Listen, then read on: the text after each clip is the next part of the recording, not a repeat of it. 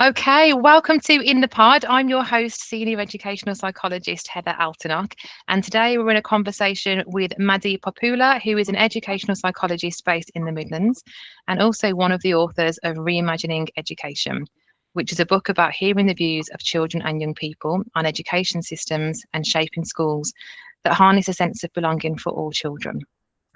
Today, we're going to focus on one of the chapters in this book, which is around staff wellbeing and mental health, particularly within the context of the government's latest proposed SEND reforms, which aim to improve support for children and young people with special educational needs by promoting a vision for a more inclusive system, earlier intervention, and clearer national standards.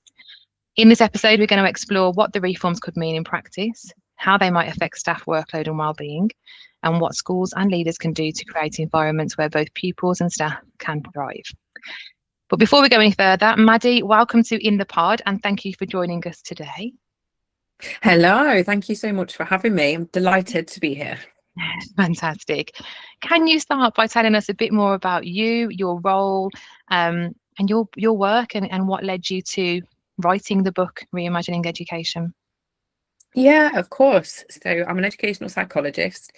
I've been working in Nottingham predominantly over the past sort of 10 years. I have also service managed our CAMS team in Nottingham as well for the last 5 years, which I've recently just finished doing. But yeah, I suppose my interest as a psychologist have always really been on the side of mental health, trauma, children who have experienced adverse life circumstances, how that impacts on their development, and then how that then translates into schools support, I guess, and how as schools we can best support all children, but particularly children who, might not have that sense of value and belonging.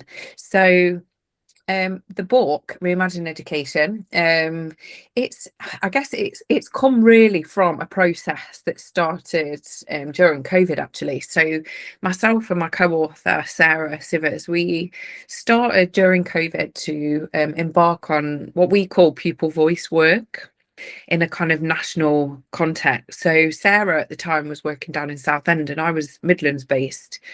And Sarah and her colleagues during COVID, it's a really interesting piece of research with children and young people about how they were experiencing the pandemic and how they were experiencing either being at home and learning at home, or how they're experiencing being in school as a key worker child.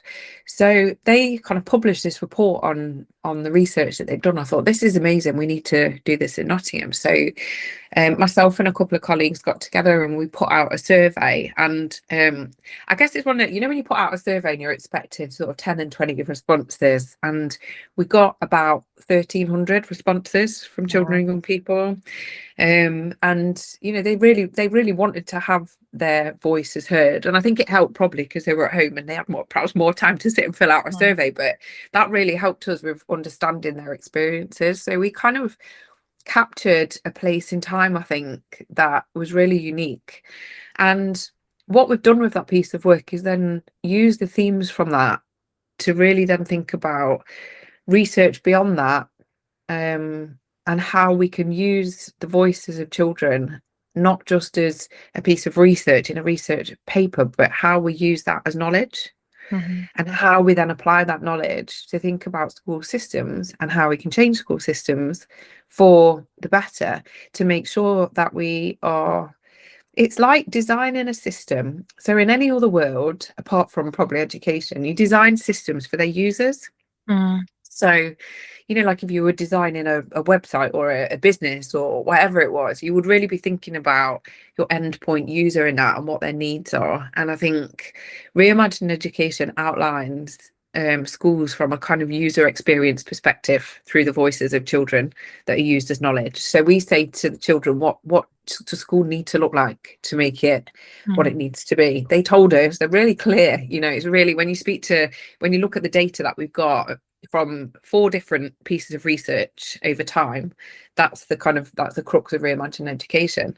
It's really interesting, and it's just so valid what they say. And then we've used that then to talk about how we can change schools for the better. And it goes from from how we how we work with adults in schools Mhm. to, as you've said, support their well-being, how we redesign the curriculum, how we can redesign behaviour systems, how we can better support mental health. So it's a multifaceted piece of work, but it's all based on using child voices knowledge.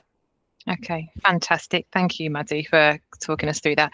Sounds like an amazing piece of work as well, to really be grasping the views of the young people that we're working with, and then really thinking about not only the views, but the application of those views, and actually how can we apply those views to an education system to make a difference. So across the education centre, there's a growing conversation about workload and pressure and sustainability. And I think, working across schools, we're picking that up all the time, aren't we, from staff and who may need additional support resources. From your experience and knowledge, and from what you've picked up from the research and the book that you've written, what are the contributing factors to this increased feeling of pressure and stress for school staff? And how can we best support them as educational psychologists? It's a I big think, question. yeah, it's a big question, I think I feel like it's a bit of a pressure cooker that's been building over time, and it feels to me like there are several things that are kind of converging all at the same time, and it's kind of resulted in I don't think before COVID really we talked much about staff wellbeing. Mm, I think it's something that's happened and it's kind of grown over time. It's a bit like the idea of belonging, it's kind of used a lot now, isn't it? And staff wellbeing is used a lot now as a concept. I'm not sure we really even talked about it 10 years ago much. So I think there's several things converging at the same time. I think the first thing is the complexity of need in the classroom has increased significantly. So as a teacher, you're supporting a lot more children with SEND. You're supporting a lot more children who are experiencing trauma, poverty, mental health difficulties, unmet developmental needs. And I think that's way more than ever before. So, of course, these children belong in mainstream education. But the problem is the system around the schools has not kept pace with that shift. So we've had a huge increase of need and no match then in resource mm, to support staff in schools with meeting those needs. And by resource, I don't just mean funding, although that's a massive part of it. I also mean the support for teaching staff in terms of their knowledge and expertise. So I guess there's a mismatch there, isn't there, between expectations and then resource. Teachers, if you speak to most teachers in a classroom, they'll say they're expected to differentiate all the work first of all, and it's not so much about making things less difficult for children. It's about how we scaffold to get them to where they need to be now, I think, as well. Then they've got to deal with behaviour, so they've also got to be, a co-regulator in the classroom. They might then also have to deliver interventions for those who need it. They might then also have to manage safeguarding. And then they've still got to meet attainment targets and accountability frameworks. And actually, just saying that out loud, when you put it like that, mm, we're asking an awful lot of a workforce that don't have time. They don't have additional time really to plan for any of those things or to do those things meaningfully. And we don't really have the staffing or training to do it sustainably either. So I think those things are key. And then I suppose the other part of it, particularly for anybody working as a SENCO in a school, which I think I often think it's one of the most stressful jobs to have in a school, but the administrative burden around SEN has grown massively. mm, It's not just for SENCOs, is it, as well? It's for class teachers, the documentation, the evidence gathering, EHCP processes and monitoring. It's all huge amounts of time. And then I guess that then all leads to an emotional component, doesn't it? Of mm, teaching's really it's relational work. But then if a member of staff is working with children in distress every day without enough support structures, that emotional load becomes extremely heavy. yeah. I think there's a lot of people I talk to. I always refer to schools as like A&E. You're a frontline service. If you're a teacher, Mm, you're dealing with children's, they might not be medically unwell necessarily and have broke their arm or hurt, but they're actually emotionally you're dealing with that on the front line every day, and that's a mm, huge emotional burden, I think, for mm. teachers.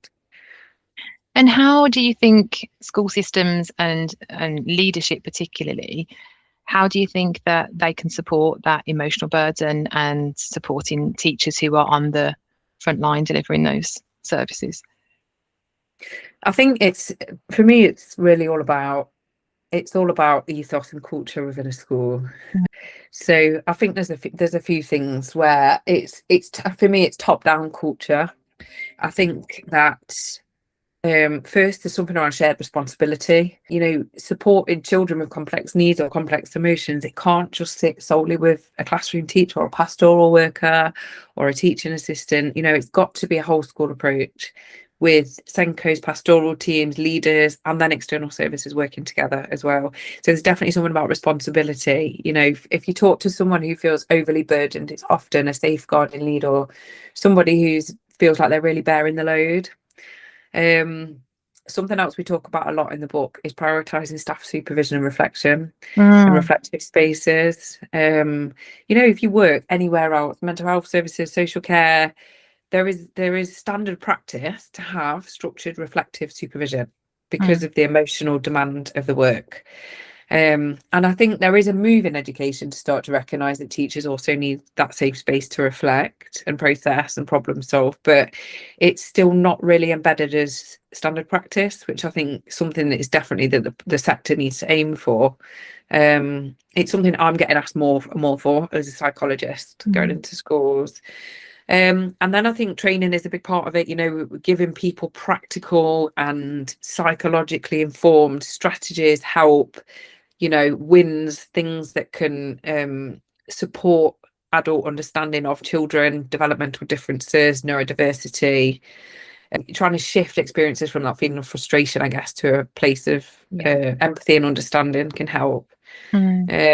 And then, of course, you've got your small system things as well, like predictable routines, relational practice, things like we call these I suppose they're just the icing on the cake things, but things like making sure people have had a drink and their basic needs are met. And I see some lovely practice sometimes in schools I go in where they've got somebody going around to classrooms and just offering cups of coffee and tea to teaching staff. And those little gestures, while they are the icing on the cake when it comes to wellbeing, but they do make a difference, I think, sometimes. So again, it's multifaceted in terms of making a difference. Okay, fantastic, Maddi. When you mentioned about the role of educational psychologists a little bit there in thinking about offering supervision and support, and yet like you, some schools, that's the kind of work that I've been doing: group supervision, solution circles, individual supervision and support.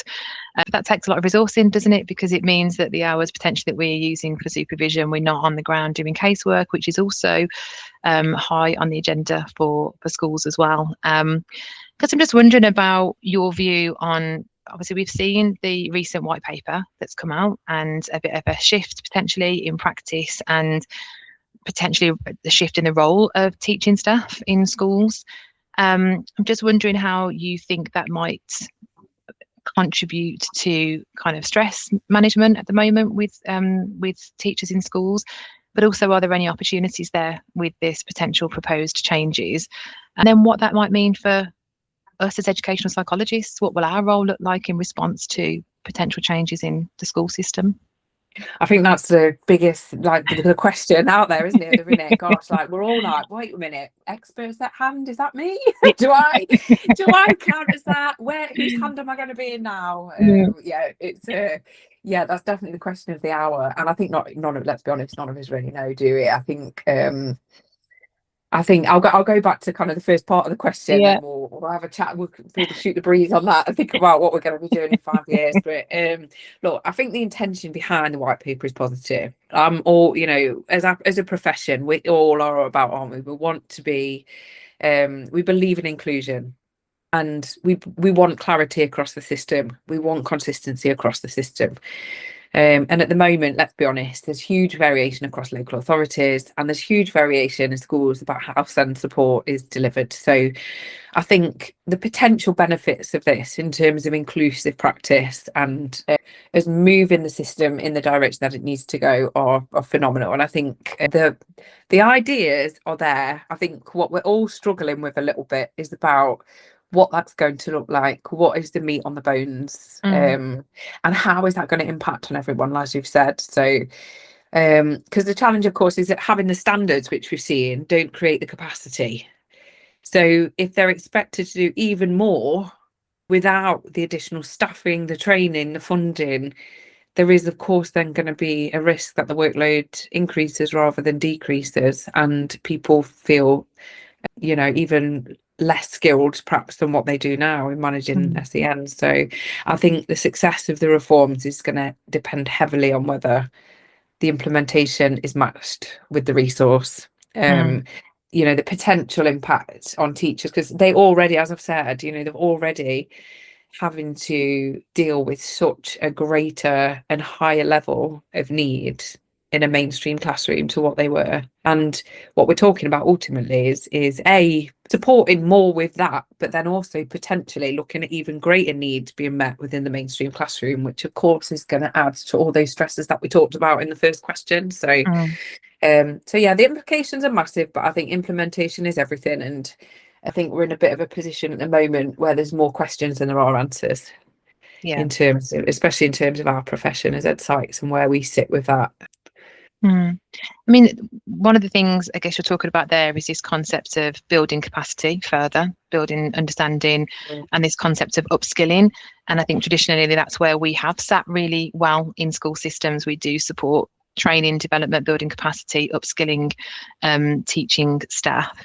So I think that there feels like there's a clear role for us, but as you said, it's really that kind of implementation, what that looks like, and this concept of expert at hand, and whether the EP, an EP is part of that team, what will that look like on the ground? So it almost feels like there will be a shift in our role, and that feels exciting in many ways, I think, as an educational psychologist, to be able to work more with the system, work more with upskilling, developing capacity, and supporting teaching staff on the ground.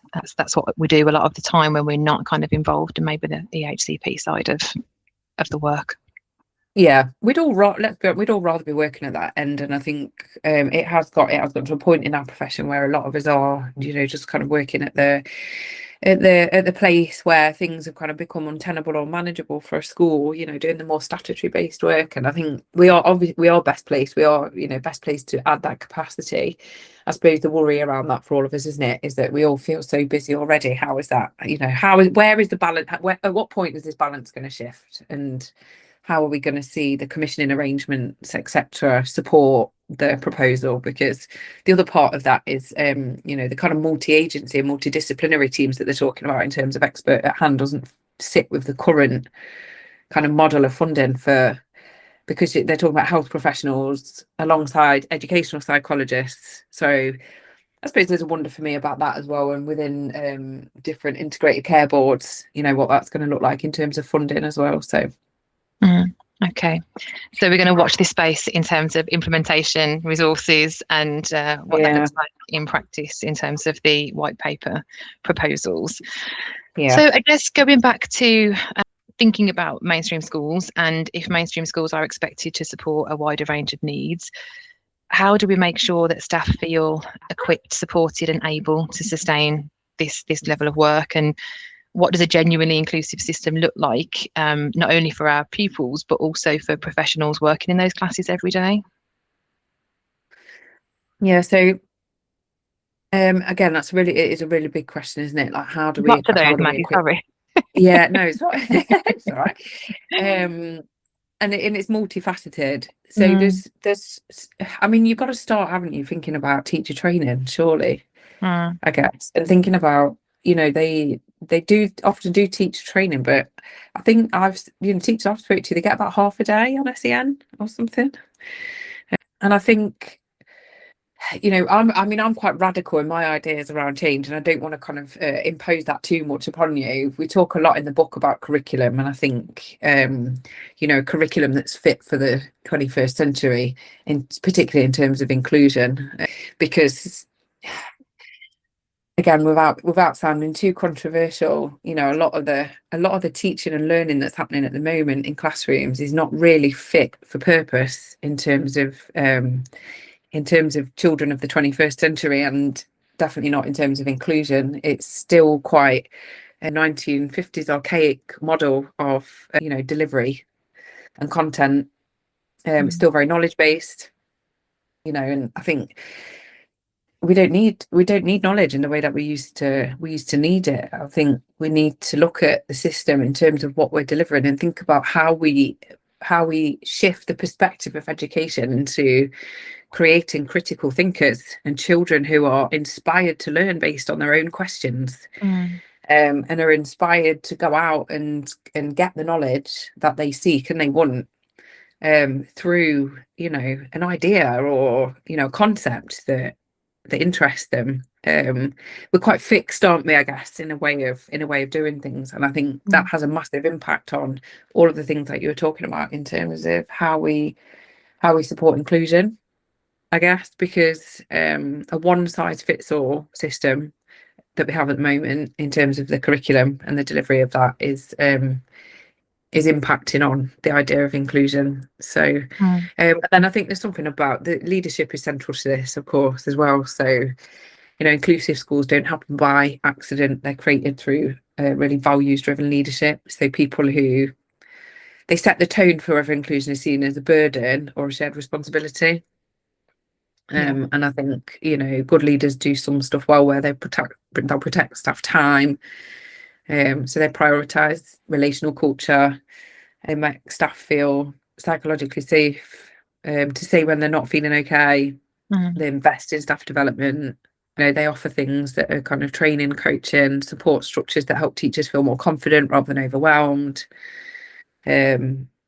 And I think that there's something about purpose and autonomy as well with teachers. There's quite a lot of research coming out at the moment about teacher autonomy.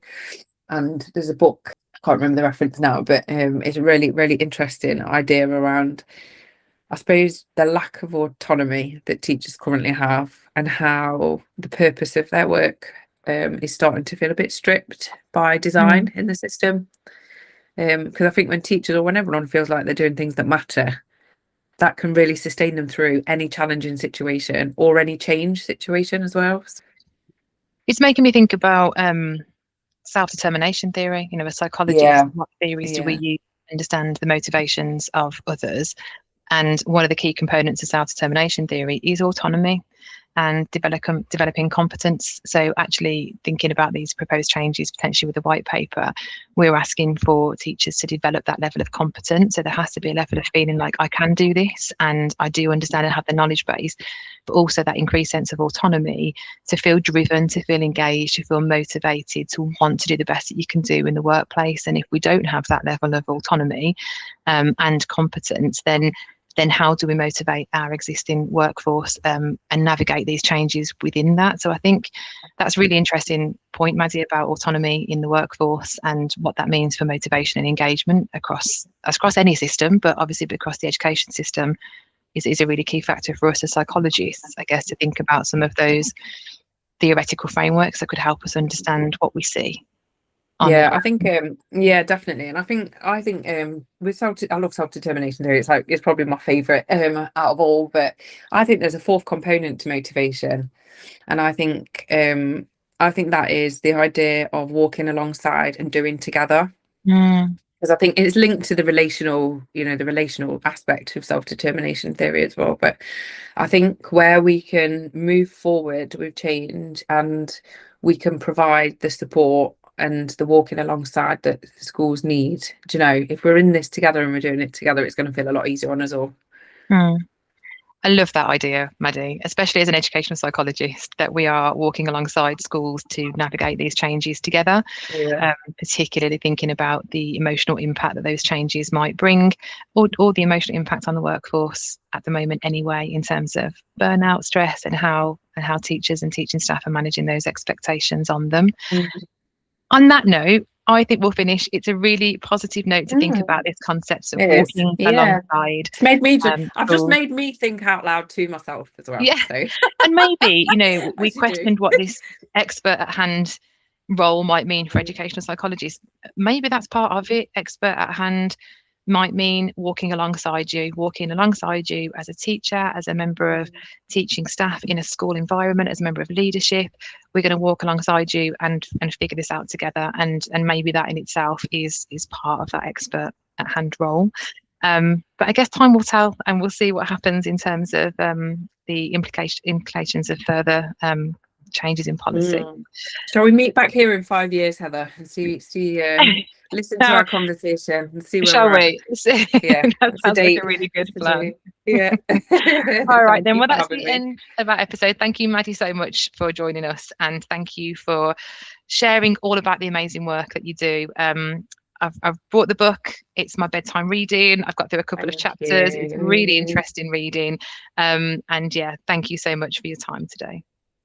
Thank you for having me. Thanks, Maddi. Bye. Bye. Like everyone, PD is working to define what this means for us and all our stakeholders. Please watch for more information to come.